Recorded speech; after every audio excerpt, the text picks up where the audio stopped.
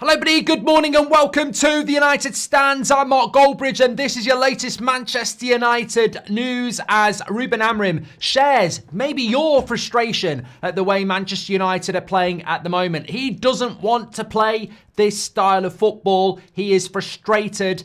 We'll talk about that. He'll also talk about the problems with certain players and why he has to play this way because it's the only way they can play. And he names some of those players as well. Also, potential new injury blow. Man United player Lenny Yoro, there are concerns that he could be out for quite a while. We'll discuss that as well. Also want to talk about some... Look, Neville's been at it again. I don't know what he's talking about. I think sometimes people put a microphone in front of him and he talks shit. We'll talk about him saying that it's embarrassing that Man United think they can win the Europa League. Also, want to talk about the protests from yesterday and the fallout from that. Some people have been quite cynical about it. Some people are very proud of it. What does it mean this morning after yesterday's huge effort and fantastic numbers, people protesting ahead of the game yesterday? But of course the ground was full and Sir Jim was laughing, so will they take note of that? Mixed opinions maybe. Yeah, lots to get into this morning, and obviously we're going to start off talking about what Ruben Amorim had to say after the game. I am having to find this from somewhere else because X is down at the moment. I had all my quotes on X and they're all fucking, it's gone. So if anybody ever sees Twitter working again, let me know, because a lot of the stuff I wanted to talk about this morning I'd pinned in there and it's just not working, which is, these things can happen. Things can happen. But look, I do want to talk about what Ruben Amorim said after the game yesterday. Basically, I suppose the key thing he said is that I think we played well, but we don't want to play like this, defending so much and leaving the ball to the opponent. But with all the matches, all the problems and the characteristics of the players, we try to adapt and find a way to win the match. Second half, we're much better. I don't think you can underestimate what he's saying there. That I don't want to play like this. I don't want to defend. I want to play higher up the pitch. I want to create more chances. I want us to be entertaining. But because of the amount of matches and the players I've got and the problems I've got, we're just adapting, which obviously just completely and utterly sits down the Pratt Brigade who say he needs to change his system. And I mean, I'm not going to repeat myself, but if you can't see that we change our system quite regularly under Amorim, then I don't know what games you're watching. I mean, literally played a 5-4-1 yesterday at times, and we didn't play that against Sociedad. So I think people get caught up on the fact that actually our biggest issue at United is the characteristics of the players, and Amorim is absolutely correct. He doesn't want to play like this. It's a frustration. I mean, it's bordering on an apology, but what's he got to apologise for? It's just not. It's not what he wants to do. I was listening to some people yesterday, and they were sort of like saying, "Oh well, you know, this is what we need to do. This is the players suit this style of football." No, absolutely not. I mean, are you as a Man United fan this morning sat there proud of that result yesterday? I'm not. I don't think Amorim is either. I don't think we should be. It's a situational result that offers no future, if we're being completely blunt. We've been here before. It's Ole Gunnar Solskjaer. It's defend deep and counter. And it's crap to watch. It really is. At least in the second half, the game opened up a bit. And as Amorim said, we were better in the second half and we should have won the game. But the first half, I mean, come on. If we're being completely and utterly harsh, it was crap. 32% possession at home, parking the bus, and then we score a very good free kick because Anthony Taylor decided to add a 2 yards on the wall. That's not a goal if they're 10 yards away. No way. Even Ericsson said it. So, but it's a great goal and we're 1-0 up. But I think Amorim is right. I think he speaks best when we have a good result. He said it after the Everton game, didn't he? And it's not going to change, is it? And that's what I found interesting, actually, about what Gary Neville said, because it sort of fits in nicely here. I was going to talk about it in the latter part of the show. But he was basically saying that it's disrespectful that Man United and Spurs think that they can win the Europa League and prioritise the Europa League. He said, I've seen them recently at Manchester United, and if they think that they're going to win this tournament, the Europa League, they're going to have to improve massively. And I was sort of like, again, I sort of get confused. What's your message, Gary? Because No Man United fan is saying we're going to win the Europa League. Amorim's not said it. No United fan's saying it. So why are we being disrespectful to anybody? Why are we being disrespectful for saying that the Europa League's a priority? But no one's saying we're going to win it. It's going to be very, very difficult. And also, we're going to have to improve massively. Can we get Gary Neville in as coach, please? Because I'd love to know what we're supposed to do between now and May to make us improve massively. I mean, we're all ears. It was a 30-second soundbite at the end of the game yesterday where I was actually massively confused about what he was actually saying. I mean, is he actually saying, I don't like Amorim, I want him out in a different way? Because I don't really get what your point is. We've got a point against the second best team in England, playing a certain way, which everybody's told us to play.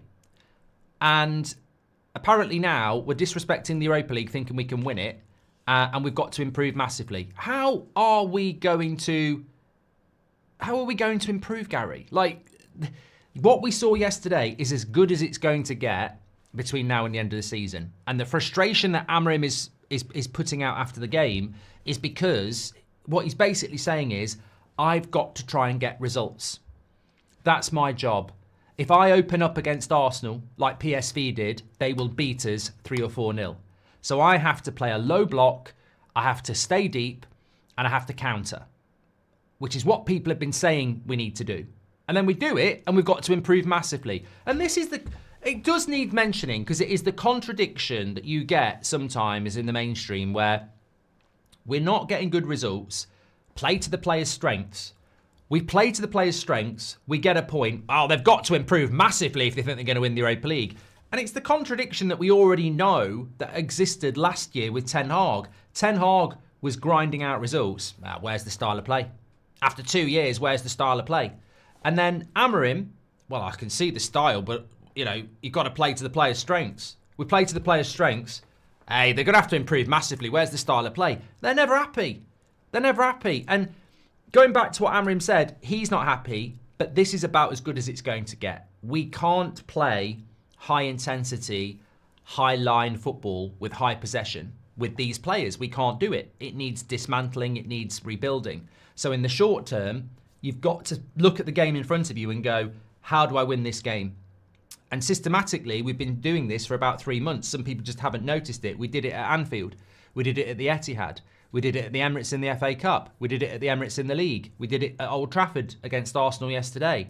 We're systematically changing based on the opposition. We won't play deep against Sociedad unless we score. So we will get different ways of playing. But what I really find interesting from Amorim as well, as he continued in his comments, was what he said about the characteristics. He says when you coach at Man United, you can't play like that. We can't play like that. I can't coach that style of football. I don't want to. The aim is to win games, though. But what he did say about playing the low block is that with people like Casemiro, he's comfortable in that type of a game. Less space to cover, less space for the opponent. They're harder to work in the low block. We can control. So again, look, Casemiro's the name that he calls out, but we know Harry Maguire. I mean, you could probably give me some more in the chat as well. People like Casemiro played well yesterday because it's systematic. Some people's observations of football are really basic, and they'll think that Casemiro could play next season in a high line where he's got to cover double the distance. Well, he won't be able to. Neither will Harry Maguire. And this is problematic as well because we've got players that suit the style of football we don't want to see. You know what are you supposed to do? He doesn't want to play Casemiro. He didn't play Casemiro for about 6 weeks. He's playing Casemiro because Ugarte and Mainu are injured. And Casemiro did a good job yesterday, but it forces us to play a certain way. But I appreciate, look, Amorim does more interviews than Joe Rogan, as we said yesterday.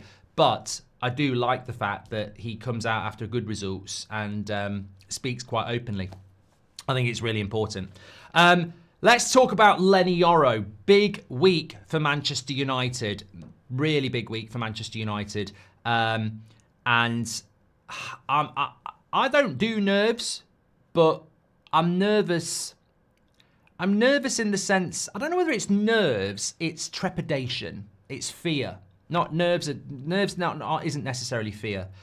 It's the fear that how I felt before an Arsenal game yesterday was completely and utterly disassociated because the Premier League is just dead for us. And if we go out on Thursday, then I think that will be absolutely devastating for us all to deal with, because it will massively damage the rest of our season. So I think that it's such a big game.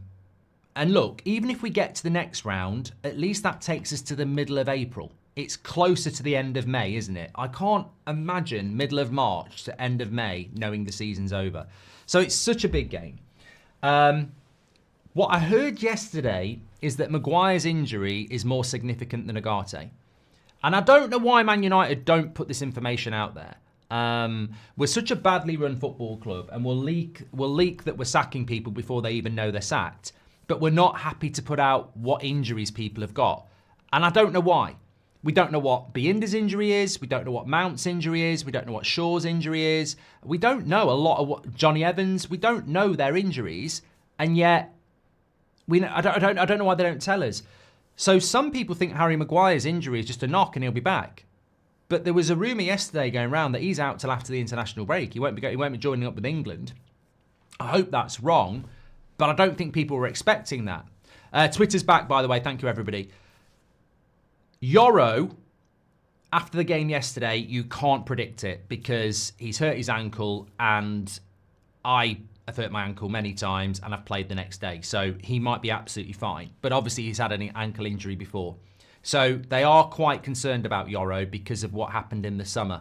I'm just going to sit here and say, if we haven't got Yoro and we haven't got Maguire, then we should still be okay on Thursday, but we're down to the bare bones again. And it's another area of the pitch where we're down to the bare bones. We're down to the bare bones up front. We're down to the bare bones in the number 10 positions. We're down to the bare bones in midfield. We're down to the bare bones at wing back. And now we'll be down. Basically, the whole team will be down to the bare bones. If Yoro and Maguire are out for any period of time, all you've got left is Lindelof, De Ligt, and Mazraoui. And that's the whole team on thin ice again. And injuries, like many things at Man United, haven't disappeared. We've just become accustomed to it. But our injury crisis is incredible. Now, Yoro's injury, we bought him with an injury, and if it's the same injury again, people are going to get injured. But I don't know. I don't know what to say. I don't know what to say. But there are concerns around Yoro this morning. I know that for a fact, and I guess we'll just have to wait and see. But also with Maguire. So Shane says he was holding his hamstring. We'll have to wait and see what happens. But yeah, there's a lot to be concerned around about Manchester United at the moment. And look, we've got to just take it every game at a time. We've got Man City to play in April. We've got a bloody Manchester derby to play again. And I'm sort of like, I bet that's right in between the next round of the Europa League again, isn't it? I mean, can't we just play Southampton at home every week till the end of the season and play the kids? Dave says, these pundits think their opinion's more relevant than anyone's and they end up contradicting themselves. Amorim knows the quality of his players, says Dave. Points first, performance second, says Harvey. That's exactly what he's saying. Neville said referee pushed Arsenal wall too far, says Nkosi. Yeah, look, lots of chat about Bruno, obviously. I find it quite immature, really, honestly. I mean, even Roy Keane was put on the spot yesterday. Ferdinand was at it this morning on Twitter, and Bruno's the problem. I'm like, piss off, you bloody YouTuber. I mean, are you an ex-legend of Man United, or are you a fucking YouTuber? Like, grow up. Like, the conversation about Bruno is not to sell Bruno. It is with a minority, but it's not that. The conversation with Bruno is he the right leader for the football club? And would we be better off with a different captain? That's some people. Some people actually think that whilst he's good individually, what does he actually bring to the team creatively? Well, look at the stats, Mark. Look at the stats. I'm just throwing up stuff here. I'm not actually saying what I think about it. But I can't... We're what are we, 14th, 15th in the league? We're having a crap season, and here we are again with, well, supposedly legends of the club trying to score points against other legends of the club. Like, stop acting like fucking kids. There was a protest yesterday. We're shit. And it's like, told you Bruno wasn't the problem. I told you he was. It's like, no. I think in this community, there's always been a grown-up conversation about Bruno that he is an issue, but it's not an issue for now. There's about 50 other issues. But Bruno played well yesterday. But basically, the free kick would never have gone in if Anthony Taylor wasn't a prat, because Ericsson spoke about it after the game. So you're meant to be 10 yards away from a free kick, and apparently he walked them back 11.5 yards. And at that level, 1.5 yards gives you time to get the ball up and down. But it's a brilliant free kick, and are we going to really argue about that? It doesn't really matter. What I did want to bring in, just very quickly, and I'm not going to dwell on this for too long, I just wanted to bring it in because I was looking at it this morning. Have you seen our goal difference again? This has to change. This has been going on for too long. Tottenham's goal difference is 14. Brentford's goal difference is 4. Crystal Palace's goal difference is 3. Ours is -6. And those teams are near us. We're 14th, Spurs 13th, Brentford 12th, Crystal Palace 11th. -6 goal difference. We've only scored 34 goals this season. Spurs have scored 55. Brentford have scored 48. We've only scored 34 goals this season. Wolves have scored more goals than us. They've scored 38. And I know people are going to go, wow, we need a striker. But it's only in the last couple of games that we've actually started providing chances. We're not creating enough chances over the last 3 or 4 years. What I liked about yesterday is that we did. And hopefully in time with Amorim's system, we will start to create more chances and we will therefore start to score more goals. But this was the same with Ten Hag. I think characteristically, Amorim is absolutely nailing it. The characteristics of these players suit a style of football that will not score you many goals. They like to sit deep and rely on moments. And the problem with moments is you're not going to create many chances in a moments team because you're just literally waiting for free kicks, corners and counters. You create chances from possession, and we have a lot of players that characteristically don't suit that style of football. So hopefully this is something that we can address in the summer, because it's hugely important that we do that. But I thought Bruno was fantastic yesterday. I thought De Ligt was fantastic yesterday. I thought Mazraoui was fantastic yesterday. I thought they were our 3 standout players, and that's not a bad thing going into a game like what we've got on Thursday. We need players to step up, and we often talk about a lack of leaders, but the common denominator between Bruno, De Ligt and Mazraoui is that they are senior players. They are experienced players, and we bloody need them at the moment. And I thought Garnacho was better as well. I think Amorim shouted him out as well. But look, I am a little bit nervous about the injury issue, because it's not so much that we can't get through Sociedad without Yoro and Maguire, but as we've noticed over the last 2 years, it's not the volume of injuries that necessarily causes the problem. It's when they're going to be back and knowing there's going to be more. And at some point you get to a point where you look at it and you go, we're one more injury away and we're in trouble. Emmanuel said, you said we're winning the Europa League. Yeah, when did I say that? January. Mate, I can speak. I'm not going to back down. We're going to win the Europa League. I said it. So when it happens, everyone can go, Goldbridge was right. And when it doesn't happen, you can blame me for it, which is just incredible. But no, I'll stick to it. I'll stick to it. There's no reason not to. But when I did say it, I expected a better January transfer window. I really did. But, you know, it is what it is. Bruno is the captain we need. Without him, we would be in the Championship, says Manny.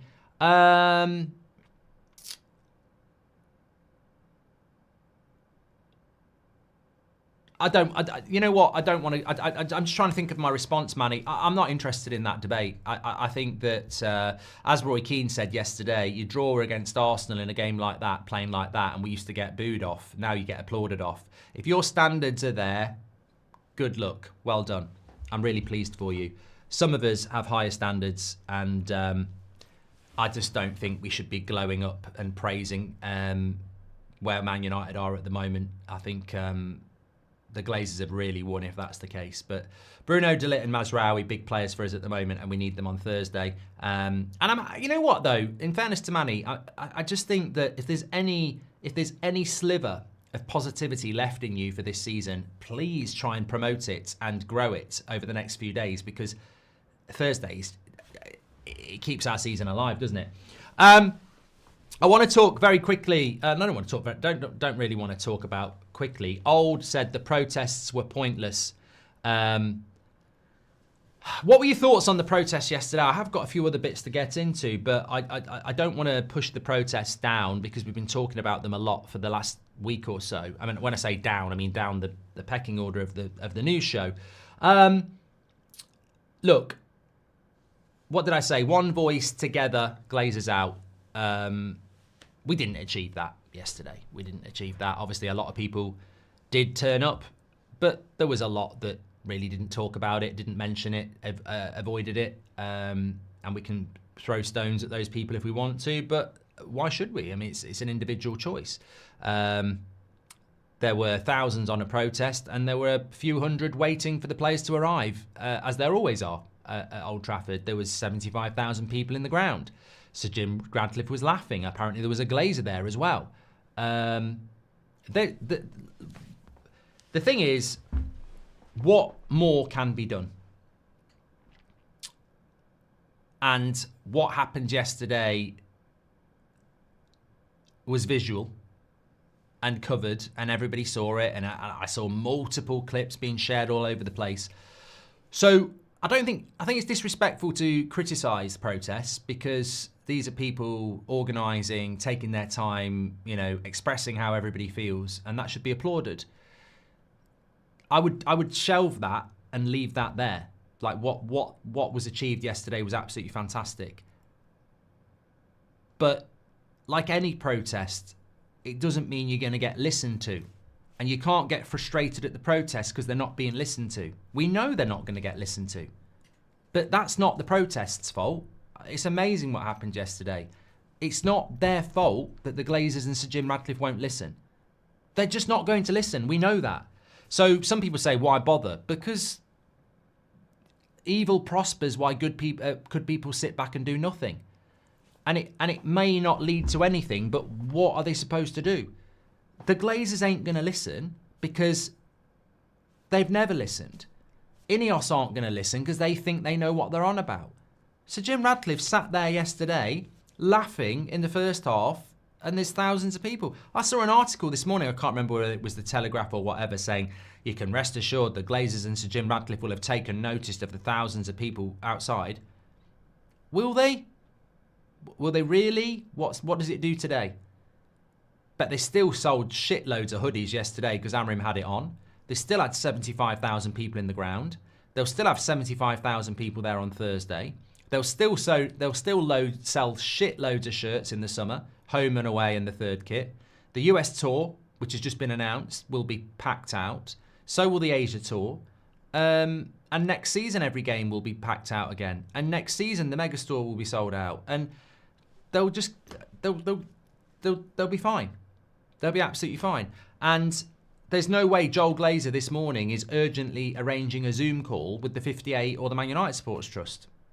Because protests are sort of like, well, okay. And that's what you're dealing with. What should happen, and I'll leave it at this, what should happen if you care about Manchester United as an owner is when you see thousands of people before a game giving up their time and visually representing a huge movement against your ownership, your pride and morals should kick in and go, I'm not very popular. These are the lifeline of the club and they don't like me. Right, let's sort some meetings out. Let's sort this out. But they won't. And that's just a big up yours to every Man United fan. Those protests, there's nothing wrong with the protests. Proper owners should see those protests and go, this is not right. This is not good the way they think of us. We need to do something about this. Moralistically, I don't like the fact that they don't like us. But they don't care about what you think. And that's the problem. The protests just highlight how little of a shit these owners give. They don't respect the protests. They don't care about the protests. They're not bothered. It doesn't influence them. It's basically up yours. We're not going to listen to you anyway. We never have. But obviously, I think at other clubs they would take notice because they actually do care about what the fans think. They don't care what the fans think here. The only thing that made Joel Glazer get on a Zoom call was the Liverpool game getting cancelled, because that was going to hurt him in the pocket. And if you can't hurt the Glazers in the pocket, you can't hurt the Glazers. Their biggest weakness is there. It's like the Death Star, isn't it, in Star Wars? Their biggest weakness is to get Luke Skywalker to fire a couple of shots in that hole and blow the Death Star up. But we all know the weakness, but it's doing it. Protests don't hit them in the pocket. Those fans walk into the ground, they've already paid for their ticket. They're not bothered. You've got to hit them in the pocket, and we've never really realised how to do that. And I don't think anybody does know how to do that. What happened yesterday has happened multiple times before, but wouldn't move the diabolical Glazers. We need to plan something to cut their revenues, says Sanil. Thank you very much to Sanil. So look, I think the protests were fantastic. I don't know whether anything else is going to get done in relation to that.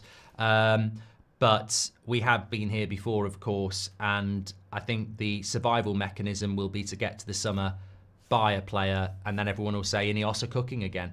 But they don't respect you. Whether you back them or not, they don't respect you. They never have. Morning, Mark. Love your show, and I was you every day. Did you hear what Richard Keys said about the protest? No wonder he doesn't work for Sky anymore. Oh, yeah, but you know what, mate? I was talking about this on the podcast this morning. Check it out, Goldbridge Saves Football. Carragher was talking about, before the Arsenal-Man United game, which manager's under the biggest pressure. One's been here 5 years, one's been here 5 months. Arsenal have been in a title race for 3 years and he should be under pressure. Didn't get bought a striker in January. Amorim has been here for 5 months, has been given one player, and he should be under pressure. And this is what I mean. The media, I think they sit there before they go live and go, what bullshit can I talk that people... I mean, look at Joey Barton talking about the Sidemen charity game. You need to see it for what it is. No one's going to stop people talking about these morons, but think about why they say it. Why would Richard Keys say something negative about Man United protesters? Because they know Man United fans are going to go, Keys is an idiot, and then people go, oh, Richard Keys, I forgot about him. Wasn't he a shit presenter on Sky 20 years ago? Yeah, he's doing it in the Middle East now. Oh yeah, and he gets what he wants. Oh, did you hear what Joey Barton said about the Sidemen charity game, calling Chunks fat and basically saying that the charity, it's just a load of bollocks, even though it raised £5 million. Oh, what an idiot! Yeah, but you're talking about Joey Barton. They do it to get... Look, it's the model of talk shit, isn't it? You say something disgusting or stupid to make people talk about you. And that's what they're doing. I would have never thought that the club would have gotten worse. I'll always back this club, but I don't know which direction they're going, says Spooky. Look, the way I look at it is everybody has their own path to walk. When I look at Man United at the moment, emotionally very depressed and down and concerned, but living day to day. Just looking at today and going, right, let's operate within that. And with Man United, game to game. Sociedad on Thursday, trust me, however concerned you are today, you're going to feel how we will feel on Friday morning if we're out, I can't even comprehend. So I'm just looking at, can we keep this season going? Can we survive? And I do think, I know it's Monday morning, but I do think we should beat Sociedad on Thursday. Regardless of what anybody else says, I do actually think that we should beat them. But as you know, anything can happen. Red cards, all sorts of bollocks can make a game difficult. But anyway, just a couple of other quotes from Amorim, because I've got X back now. I don't know. He was asked about why the team only shows up in big games. And I thought this was interesting. So Amorim asked why the team only shows up in big games. He says, I don't know. Maybe it's a little bit acceptable to play in the low block in those games against other teams we have to push forwards. I just really like the honesty from the manager. I'd rather... Those sort of questions to me almost give me goosebumps. And I know that's really cringe, but my point is, I like listening to Amorim when he's talking about relevant things. When he's doing 50 interviews a day, you're going to get a load of shit. But that question is good and that answer is good because we flip back to the mainstream and their crappy bullshit agendas. But actually, Amorim has consistently given the question about the system time and time again. And he's just given it again there. These people talk about 3-4-3 like he's playing 3-4-3 every game, and he's not. I could see the 5-4-1 yesterday in crystal 4K for about half an hour in the first half. And when we talk about why can Man United turn up against Arsenal and Liverpool and then get beat by Brighton and Bournemouth, obviously there is an element of, oh, it's Arsenal, it's a bigger game. But actually, Amorim's absolutely spot on. It's because when you play Liverpool, Man City, Arsenal, in the week before the game, you hear Prats going, we're going to get beat 6-7-0. We're going to get beat 7-0. And then we go and get a draw. Or we might scrape a win. And people go, how can we lose to Crystal Palace but then get a draw against Liverpool? And Amorim's right, because against Crystal Palace, we are expected to play on the front foot. And therefore we leave space. Whereas against Liverpool, we're expected to get battered. So we'll sit back and play like a back five with Casemiro and Bruno in front and Garnacho and Eriksen helping out and one player up front. And that's what that's basically it. And the irony of it is that over the last few weeks, you've got all these experts talking about he's got to change his system.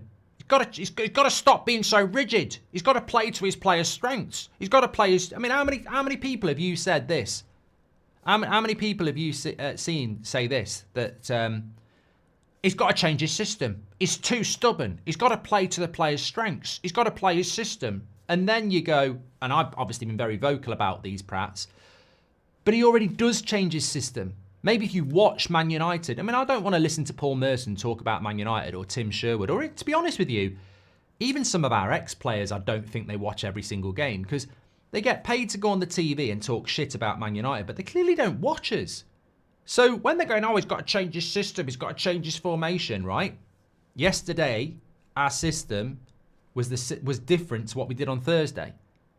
But old Merson probably didn't watch us on Thursday. Probably too busy doing something else. So against Sociedad, it was more of a 3-4-3, trying to create chances. Against Arsenal, it's more of a 5-4-1, trying to stop chances. Well, that's systematic. And that's what Amorim's saying, basically. When we play the better teams, we have to sit in and counter. We had 32% possession. We had about 50 against Sociedad. If that's not an indicator of we're playing different systems against better teams, it's not just about turning up, is it? Do you think we can survive Europa League? Our only hope for the season, says Ogu. Mate, we should be winning the Europa League. I don't think anybody thinks we will, but we should be winning the Europa League. We are capable of losing to anybody, but we're capable of getting results. And Arsenal are the second best team in the league, and we should have beat them yesterday. So I'm not going to sit here and go, I'm worried about Sociedad. We are capable of beating anybody, but we're also capable of losing to anybody. And I'm sure if we do win this tournament, there will be moments where you look at, I don't know how we did it, but let's get on the journey. Let's get through on Thursday. Patrick Lynch says, I agree, Mark. I like when Amorim talks like this. It's acknowledgement that someone at the club sees what we see as fans. That is somewhat vindicates how fans feel, says Patrick. Exactly.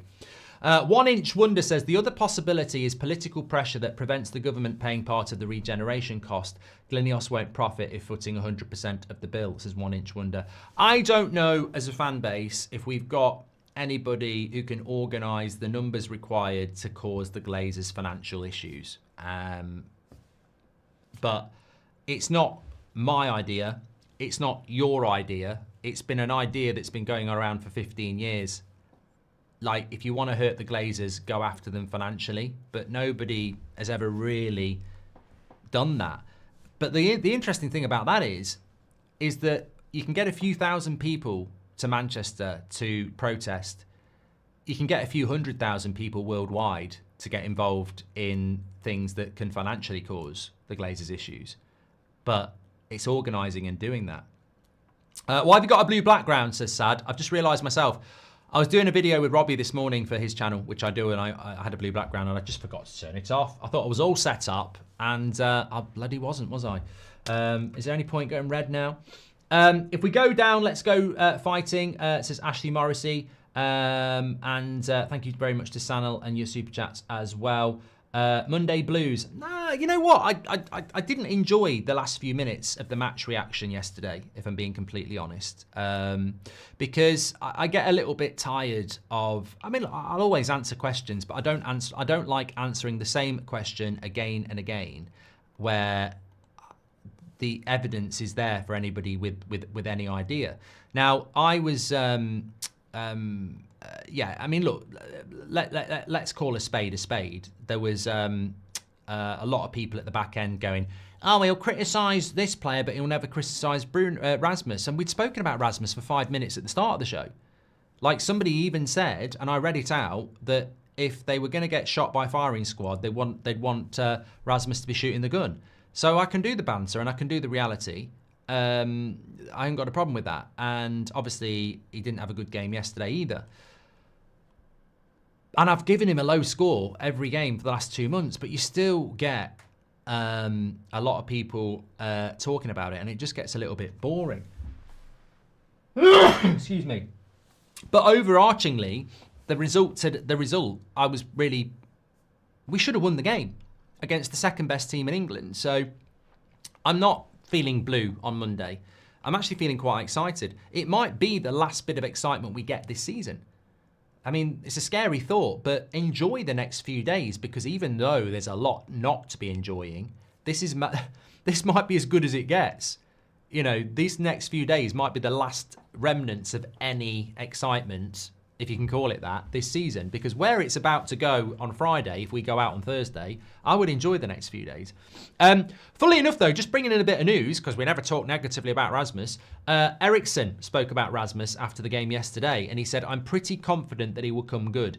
He's a hard-working guy, and he's unhappy when he doesn't score goals, but you can name about 10 other players in the team who don't score enough goals. He's a good kid, and he will be fine. That was from Christian Eriksen after the game yesterday. I mean, look, he's not going to say anything alternatively, is he? And I think that's... look, I think we can win the Europa League. I still believe that there is a good player in Rasmus, but I know I'm going to be in the massive minority when it comes to that. And I respect that. I'm in the minority, but he ain't playing very well at the moment. And the criticism is justified, and that's what not player FC is. I thought Garnacho, who was another player I really like, was better yesterday, but he frustrated the life out of me at the end when he cut in and shot, when he could have passed it to Collier. So, look, I think being realistic and honest is one thing. I think what doesn't help, and I don't know whether people know Rory the Tory, he's a Chelsea fan, and he put a tweet out yesterday saying, Rasmus Hojlund is the worst player to have ever played for Man United. It's pitifully bad. He's out of his depth. I should detest the Man United striker, but instead I find myself feeling sorry for him. Not convinced he'd get a game at QPR. It's that type of, scripted shit that adds absolutely nothing to the conversation. Worst player to have ever played for Manchester United. I mean, come on. Like, there's conversations and then there are realities. And I know we live in a world where people have always got to have a soundbite, but look, we haven't got anybody else to play up front on Thursday unless we put Xerxes there, because Obi Martin can't play. I'd rather see Xerxes with Garnacho and Bruno with Agate. That's my four. So I can only put Rasmus up front on Thursday, and therefore I want him to score goals. So I think our best team on Thursday is to put Rasmus up front and put Xerxes behind him with Garnacho. I think that's going to be the most creative thing. I think Xerxes better, deeper. In the summer, we've got to do something about it. But for now, the opportunity is there. Is he the worst player to ever play for Man United? Get a grip.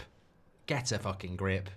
I could give you 50 players that are worse than Rasmus. I mean, let's start with goalkeepers. We've had some right stinkers, haven't we? So, look, let's not be melodramatic. We have got to do something in the summer, and I'm sure we will do something in the summer. And maybe it will be Mateta. Maybe it will be Osman, and that will be a big improvement. But for now, it's all we got. But you know what I found funny about yesterday is how people were saying what an amazing tackle it was from Declan Rice. And then loads of people were saying it was shocking from Rasmus. Well, you can't have an amazing tackle and shocking from Rasmus. I personally think it was more bad from Rasmus than a great tackle by Rice. Because what he should have done is, Rice is tackling him from that side, he's left-footed, his first touch should have been taking it that way, and then Rice can't even make the tackle. I think because his first touch puts it to the right side of his body, it gives Rice the opportunity. And it is a good tackle by Rice, but the criticism is, Rasmus is left-footed, he should be moving that away from Rice, and he can't make the tackle. That was why Rasmus got criticism, but some people said Rice made a good tackle. But Rice shouldn't have been able to make the tackle. The one on the front post, I don't think he did a lot wrong. I thought Gabriel actually made a really good recovery block, but the Rice one, he should be scoring from that, absolutely. Keegan says, at least we don't have Havertz. Thank you very much, Keegan. Argon says, oh, bit of breaking news. It came out yesterday. So Manchester United, I feel bad doing this, but it is news. If you're going to be in the States in July, Man United will be there again. But it's East Coast this time. No West Coast. No Vegas, no LA for Man United. It's Atalanta, Chicago, and New Jersey. 3 games, Bournemouth, West Ham, and Everton on the East Coast. I don't know what... Look, commercially, they'll make money. But I don't know whether these US tours are getting worse. We used to play people like Real Madrid and Barcelona, and we're now playing West Ham, Bournemouth, and Everton. Atlanta, sorry. This is the sort of tour Leeds do. Everton, Bournemouth, and West Ham on a pre-season. Why the fuck aren't we playing bloody Liverpool, Real Madrid, and Barcelona? I don't know. Look, we'll definitely sell it out, but I saw it and I was like, why aren't we playing Real Madrid, Barcelona, and Liverpool? I mean, I know they've got the Club World Cup, so maybe teams like Real Madrid won't want to play it, but Liverpool aren't in it, Barcelona aren't in it. We're getting downgraded. Exactly, we are getting downgraded. But yeah, Everton, Bournemouth, and West Ham on the East Coast for Manchester United in the summer. And when I saw it, I was like, the locations are fine. I think being on the East Coast is quite interesting for once, to stay that side. But less travel as well. But Everton, Bournemouth, and West Ham, bloody hell. I mean, they're pretty boring games when it's the Premier League, let alone a bloody pre-season tour. So, yeah, I don't know. I don't know why that is. I don't know what Barcelona and Liverpool are up to. But, yeah, I mean, basically... We're playing 2 bottom half Premier League clubs and Bournemouth. Yeah, there we go. Ray Carl Brown says, Amori says, yeah, wasn't Hojlund the youngest player to score goals on run because the team's bad this season? Let bang everyone. Hojlund, how now he's the worst player. Look, the criticism is valid, Ray. I haven't given up on Rasmus yet. That's all I'm saying. I still think that he can score goals for us. I think I've seen strikers struggle before. But he's all we've got until the end of the season, and we will certainly be buying a striker in the summer. But I will still say this, taking it away from that, we've only scored 34 goals this season, and our goal difference is -6. That, as Eriksson says, that doesn't fall squarely on the shoulders of Rasmus Hojlund or Joshua Zirkzee. That falls on the shoulders of Garnacho, Anthony, Rashford, and everybody else. Like, we aren't scoring enough goals, full stop. 34 goals in a Premier League season after 28 games is criminal. It's barely a goal a game. Liverpool have scored 69. So we've got to score more goals, and that won't be solved by buying Victor Osimhen if he doesn't get enough creativity. Now, what I liked, and I dropped this into the match reaction yesterday on purpose, what I liked from yesterday, and nobody can disagree with me, is that Bruno, Zirkzee, Mazraoui, Rasmus all had chances they could have scored. Whether it be good saves, bad finishing, good blocks, good tackles, there was 5 chances we could have scored goals from beyond the free kick. That's an improvement. Against Sociedad, we should have scored 3 there. So I'm looking at the Arsenal game, we should have scored 2 or 3. I'm looking at the Sociedad, we should have scored 2 or 3. Baby steps, yes, but it's still a step forward. I think we are starting to look more dangerous in and around the penalty box. And you know why that is? Because the system Amorim's trying to implement is starting to just move in the right direction.